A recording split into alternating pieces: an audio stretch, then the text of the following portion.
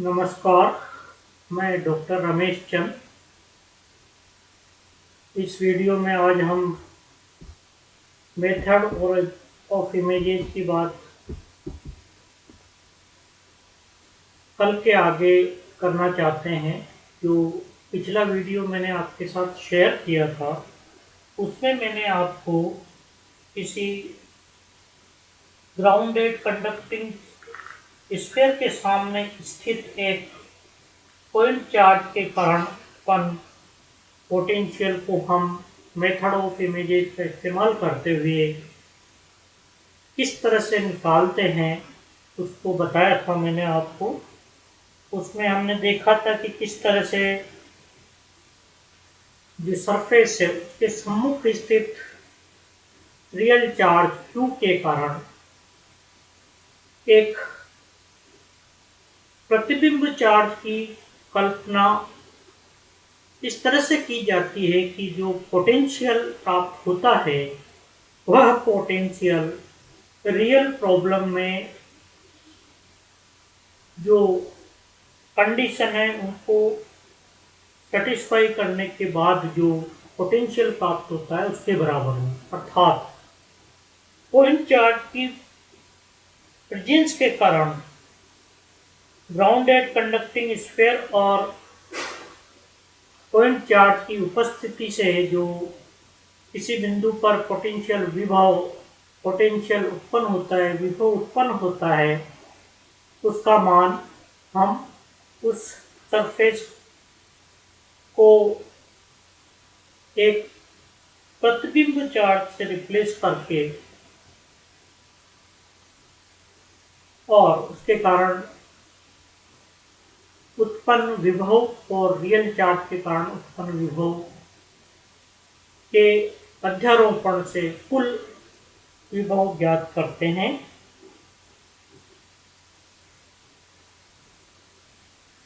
Grounded conducting sphere की उपस्थिति में जो पॉइंट चार्ज हमने लिया था उसमें किसी बिंदु पर जो कि उस स्फीयर से s दूरी पर स्थित हो पर पोटेंशियल का मान इस रिलेशन से दिया जाता है। ये हम कल देख चुके हैं। Phi S is equal to Q upon 4πε0 1 upon under root S square plus R square minus 2SR cos theta minus R upon R under root S square plus R square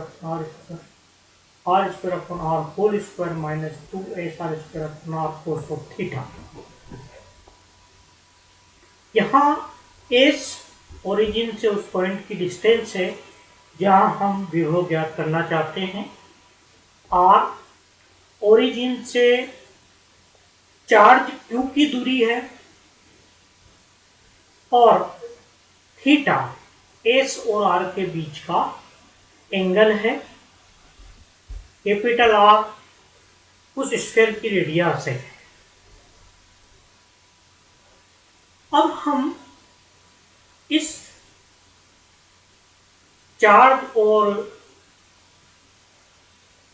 grounded conducting sphere के कारण जो charge density conducting sphere surface पर उत्पन्न होती है उसका मान ज्ञात करना चाहते हैं। जैसा कि आपको मालूम है, सिग्मा सरफेस चार्ज डेंसिटी वाले कंडक्टर के लिए जो इलेक्ट्रिक फील्ड दिया जाता है उसका मान E equal to sigma upon epsilon 0 n unit vector के रूप में दिया जाता है, जहां n यूनिट वेक्टर सरफेस से नॉर्मल डायरेक्शन में यूनिट वेक्टर को रिप्रेजेंट कर रहा है। हम ये जानते हैं कि कंडक्टिंग सरफेस पर हमेशा इलेक्ट्रिक फील्ड परपेंडिकुलर डायरेक्शन में लगता है। अतः चार्ज डेंसिटी सिग्मा का मान होगा एप्सिलॉन 0 ई के बराबर। क्योंकि इलेक्ट्रिक फील्ड पोटेंशियल के नेगेटिव ग्रेडियंट के बराबर होता है, अतः सिग्मा को हम ले सकते हैं minus epsilon 0 del phi by del s over the surface, that is s is equal to r। क्योंकि ग्राउंडेड कंडक्टिंग स्फीयर के कारण किसी दूरी s पर पोटेंशियल का मान दिया जाता है इस रिलेशन से। इस रिलेशन में s दूरी को हम यदि स्फीयर की सरफेस लें तो हम s के स्थान पर r हमें प्रतिस्थापित करना होगा और इस पोटेंशियल को s के रेस्पेक्ट में पहले डिफ्रेंशिएट करना होगा। अतः sigma is equal to minus epsilon 0 del upon del s of q upon 4 pi epsilon 0 under root 1 upon under root s square plus r square minus 2sr plus theta minus r upon r under root h square plus r square upon r whole square minus 2sr square upon r cos theta. स्पष्ट है कि q 4 pi epsilon 0 बाहर आ जाता है और del upon del s इस राशि के ऊपर इंटीग्रेट डिफ्रेंशिएट होता है, पहले इस राशि फिर इस राशि। तो जब हम इस राशि को डिफ्रेंशिएट करेंगे तो आप यहाँ से देख सकते हैं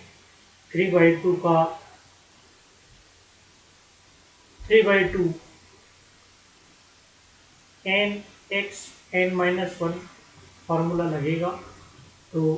3/2 हाफ पावर 3/2 हो जाएगा और आंतरिक रूप से जो रिजल्ट हमको प्राप्त होगा वो होगा माइनस 2s। माइनस इसके कारण आ रहा है क्योंकि माइनस हाफ साइन है, ये actually H square plus R square minus 2sr cos theta power minus half है। तो minus half H square R square minus 2sr cos theta power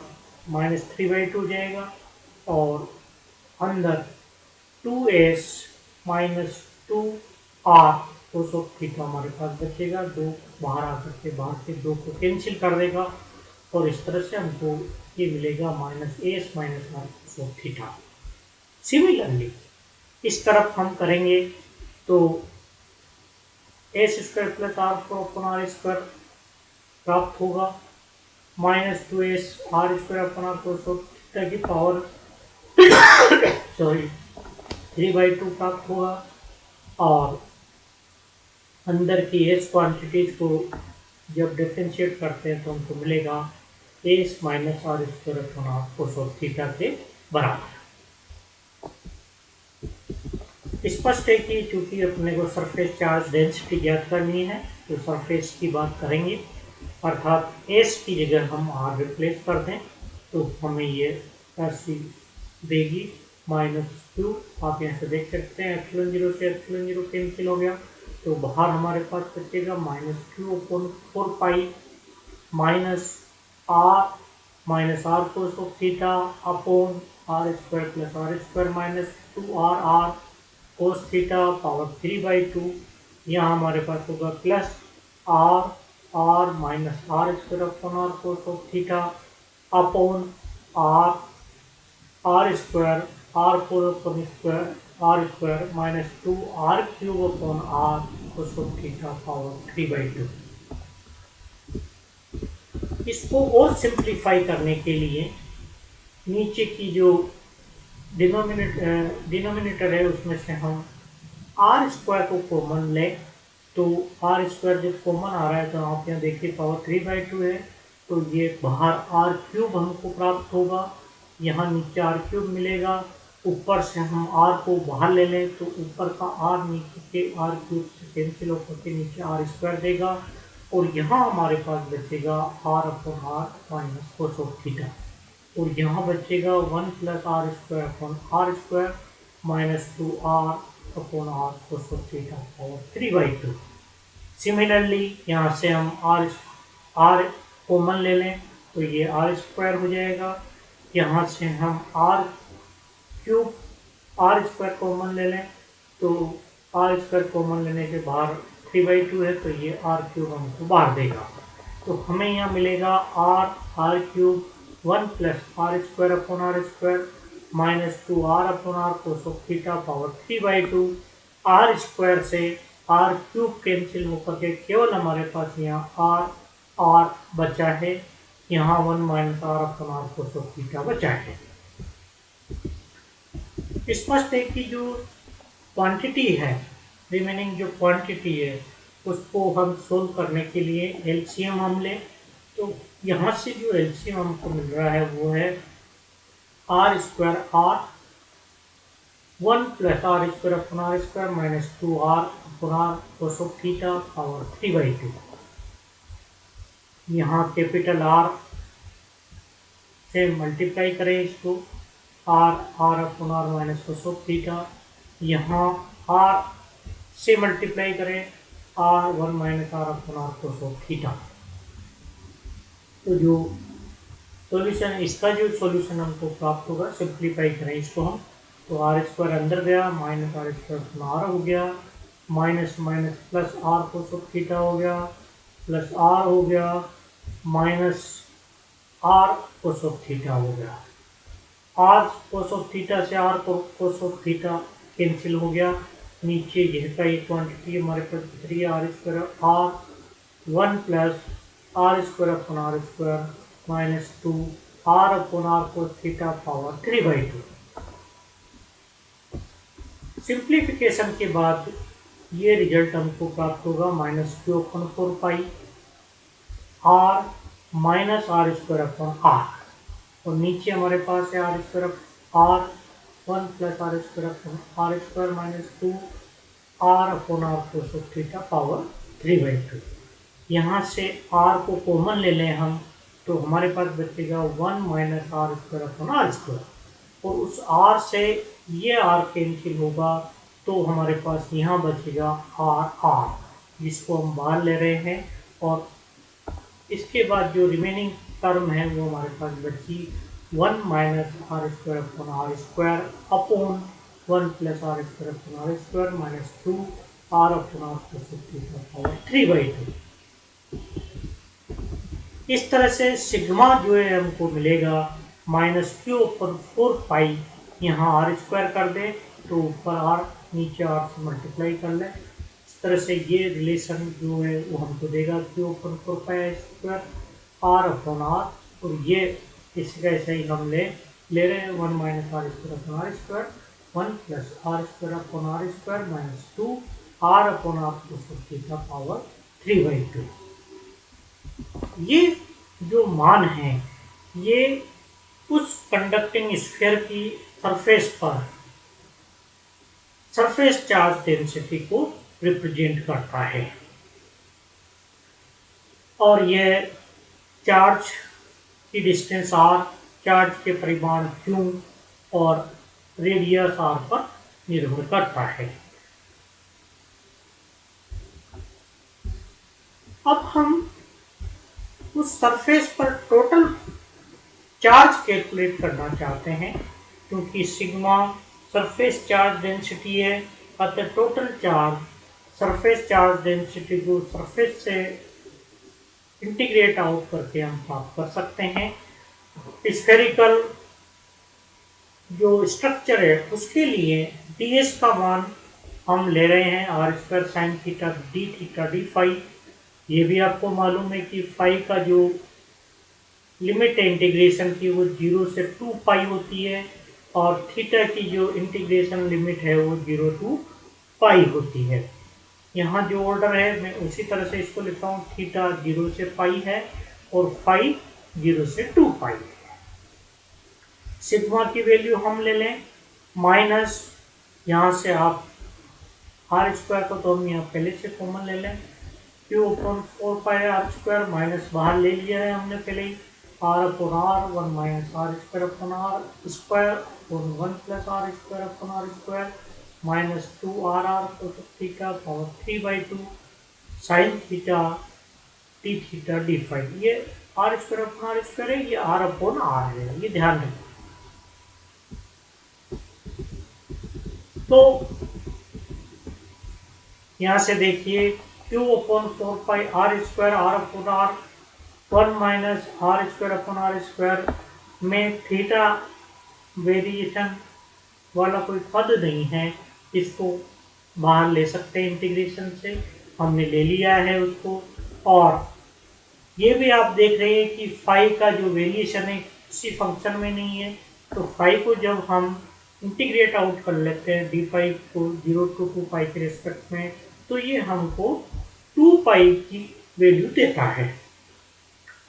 इस सबको रखने के बाद सिंप्लीफाई कर लें तो हमारे पास जो इंटीग्रल बचता है वो 0 to π sin theta 1 plus R square upon R square minus 2r upon R cos theta power 3/2 D theta होता है। इसका सॉल्यूशन करने के लिए हम मान लेते हैं कि 1 plus R square upon R square minus 2r upon R cos theta T के बराबर है।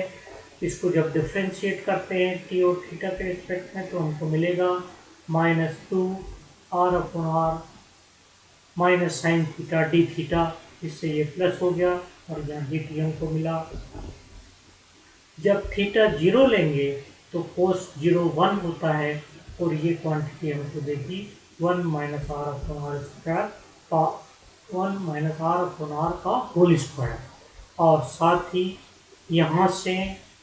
Theta is equal to pi रख दें तो प्लस हो जाएगा ये, तो हमको मिलेगा 1 प्लस आर अपॉन आर का होल स्क्वायर। इस तरह से लिमिट हमारे पास होगी 1 minus R upon R square से 1 plus R upon R square. After using these replacements हमको मिलेगा q upon 2 r upon r 1 minus R square upon R square 1 minus R upon R whole square to 1 plus R upon R square r upon 2r, यहाँ से देख सकते हैं t to the power minus 3/2 dt। Integrate out कर ले तो इसकी value हमको मिलेगी 2r upon 2r t minus half और लिमिट रख दें और जो r अपॉन r है इसको बाहर ले लें तो हमें मिलेगा, अपर लिमिट को हम रखें माइनस पहले से ही है यहाँ 1 plus R upon R power half, तो 1 प्लस आर अपॉन आर हो गया। इसी तरह से plus 1 upon 1 minus R upon R lower limit में हो गया। और जब आप एलसीएम लेते हैं तो ये एलसीएम आपको मिलेगा 1 minus R square upon R square, तो यहाँ होगा -1 plus R upon R plus 1 plus R upon R. -1 से +1 कैंसिल हो गया और हमारे पास जो बचा उसमें ये क्वांटिटी से कैंसिल हो जाएगी। यहाँ हमको मिलेगा 2r अपॉन आर के बराबर, 2 से 2 कैंसिल हो गया तो हमको जो टोटल चार्ज इंड्यूस्ड होता है सरफेस के ऊपर उसका मान मिला वो है -q r अपॉन आर, जो कि q डेज के बराबर है। आपको ध्यान हो तो q डेज की वैल्यू हमने याद की थी, उसका मान यही है। ये तो बात हुई सरफेस के ऊपर सरफेस चार्ज डेंसिटी की और साथ ही सरफेस के ऊपर कुल इंड्यूस्ड चार्ज जो कि q डेज के बराबर है। अतः हम कह सकते हैं कि जो इमेज चार्ज हम ले रहे हैं एक्चुअली वो सरफेस पर टोटल इंड्यूस्ड चार्ज की वैल्यू है। अब हम q और q डेज के बीच में जो फोर्स है उसकी बात कर रहे हैं। फोर्स के लिए क्योंकि फार्मूला आपको मालूम है 1/4πε0 चार्ज q डेज, इसका मान -qr अपॉन r है और दोनों के बीच की डिस्टेंस आपको मालूम होगा q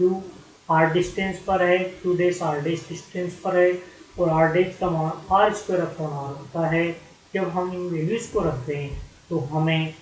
फोर्स की वैल्यू मिलेगी 1/4πε0 minus Q square R upon R और R minus R square upon R whole square. यहाँ से आप आर कॉमन ले लें तो हमारे पास बचेगा Q square upon 4πε0 R upon R 1 upon R square 1 minus R square upon R square whole square और Q square upon 4πε0 R square, R को स्क्वायर को नीचे से ऊपर मल्टीप्लाई करें तो R cube upon R cube हमारे पास सही गया 1 minus R square upon R square power -2 हमको प्राप्त होता है। यह दोनों चार्ज की प्रेजेंस के कारण या अन्य शब्दों में रियल चार्ज और सरफेस के ऊपर इंड्यूस्ड चार्ज के कारण जो टोटल फोर्स उत्पन्न होता है, दोनों के बीच में लगता है, उसकी वैल्यू हमने यहाँ कैलकुलेट की है। यदि मैं इस रिलेशन में r को बहुत छोटा ले लूँ r से, तो जो पॉइंट है जहाँ मैं ये फोर्स कैलकुलेट करना चाहता हूँ या जहाँ चार्ज रखा हुआ है वो स्फीयर से यदि बहुत दूरी पर स्थित है तो हम देखते हैं कि f की जो वैल्यू हमको प्राप्त होगी वो -q square R upon 4πε0 R cube के बराबर प्राप्त होती है। स्पष्ट है कि फोर्स 1 अपॉन आर क्यूब के समानुपाती होगा। यदि r का मान r से बहुत छोटा है, बहुत बड़ा है, तो उस परिस्थिति में f की वैल्यू हमको -q square upon 4πε0 R upon R cube प्राप्त होती है। स्पष्ट है कि जो फोर्स है वो r के प्रोपोर्शनल होता है। इस प्रकार मैंने आज इस वीडियो में आपको ग्राउंडेड कंडक्टिंग स्फीयर की प्रेजेंस में एक पॉइंट चार्ज की उपस्थिति के कारण जो पोटेंशियल उत्पन्न होता है, उस पोटेंशियल के कारण हमने इंड्यूस्ड सरफेस डेंसिटी और टोटल इंड्यूस्ड चार्ज की कैलकुलेशन की है। तत्पश्चात इंड्यूस्ड चार्ज और रियल चार्ज के बीच का फोर्स की वैल्यू हमने निकाली है। आज का ये वीडियो समाप्त करने से पहले मैं आपके साथ ये इंफॉर्मेशन शेयर करूँगा कि अगला जो वीडियो मैं बनाऊँगा उसमें मैं एक चार्ज इंसुलेटेड कंडक्टिंग स्फीयर की बात करूँगा और उस चार्ज इंसुलेटेड कंडक्टिंग स्फीयर के सामने जब कोई पॉइंट चार्ज होता है, उपस्थित होता है, तो उसके कारण उत्पन्न होने वाले पोटेंशियल और फोर्स की बात हम अगले वीडियो में करेंगे। तब तक के लिए मैं आपसे इजाज़त चाहता हूँ। नमस्कार।